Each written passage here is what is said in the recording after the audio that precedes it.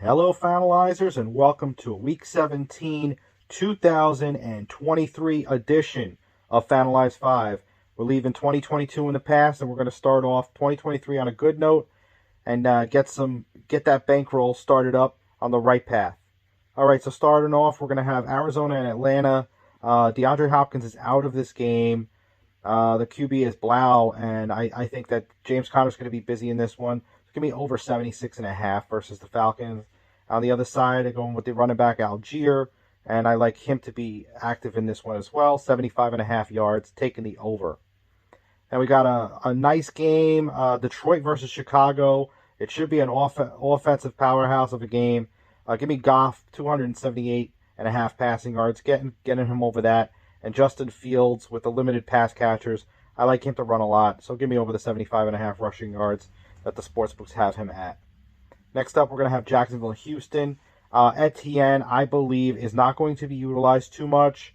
Jacksonville, win or lose, it's not going to affect them in the standings until their clash with the Titans next week. So I think Etienne probably gets a couple of breathers and a couple of more sub outs. So under 71.5 rushing yards for Etienne in this one.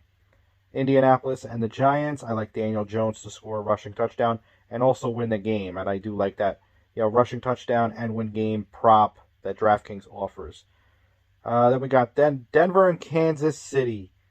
We got Sutton over 53.5 receiving yards. Judy has a hobbled ankle. He is expected to play, but how much is that going to hamper him? And Sutton has had some really great over 53.5 receiving yard games in the recent weeks, and we expect them to pass a ton, probably playing from behind against the Chiefs.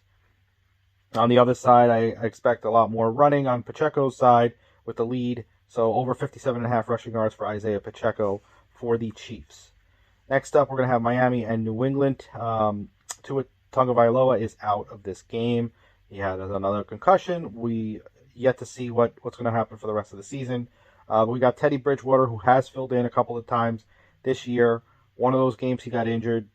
The other game where he actually played the full game, he went beast, and him and Waddle and Hill all had field days. So give me Bridgewater over 225 passing yards in this one, and I like one or both of these wide receivers to go over their numbers as well.